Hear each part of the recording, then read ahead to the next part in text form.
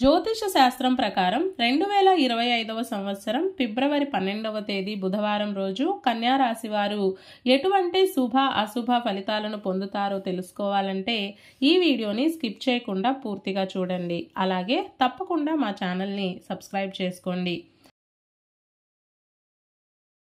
ఈ ఫిబ్రవరి 12వ తేదీ మాఘ పౌర్ణమి బుధవారం రోజు కన్యా రాశి వారు చికాకులను ఎదుర్కోవాల్సి వస్తుంది.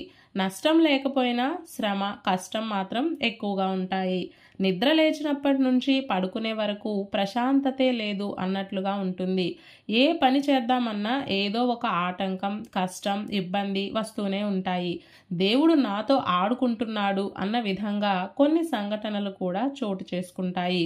బాధాకరమైన అంశాలు మిమ్మల్ని కలిచివేస్తాయి. ఈరోజు కన్యా రాశి వారు శ్రమ ఎక్కువ, కష్టం ఎక్కువ, కానీ ఫలితాలు మాత్రం చాలా తక్కువ అన్నట్లుగా ఉంటుంది.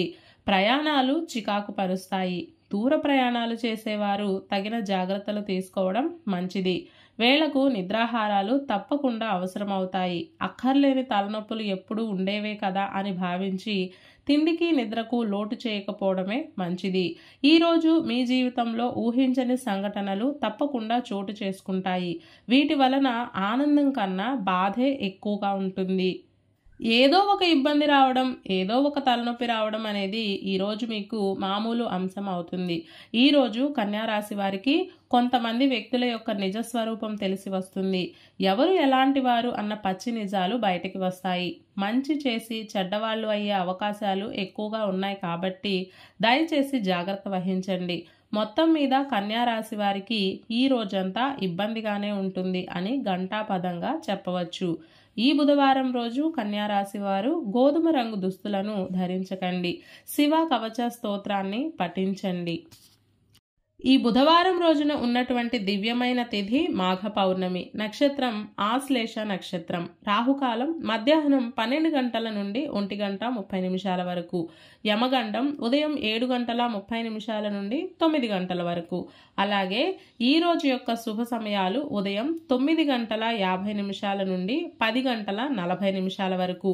దుర్ముహూర్తం మధ్యాహ్నం 12 గంటల 8 నిమిషాల నుండి 12 గంటల 53 నిమిషాల వరకు. వర్జం ఉదయం 7 గంటల 57 నిమిషాల నుండి 9 గంటల 37 నిమిషాల వరకు.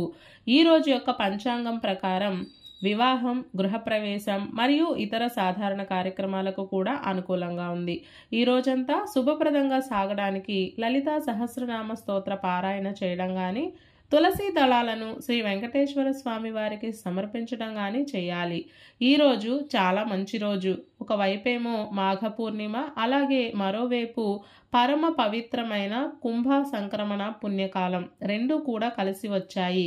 ఈరోజు కుంభరాశిలోకి సూర్యుడు ప్రవేశం చేస్తున్నాడు. దీనినే హరిపద కుంభకాలం అంటారు. ఈ పుణ్యకాలం మధ్యాహ్నం 12 గంటల 30 నిమిషాల నుండి సూర్యాస్తమయం వరకు ఉంటుంది.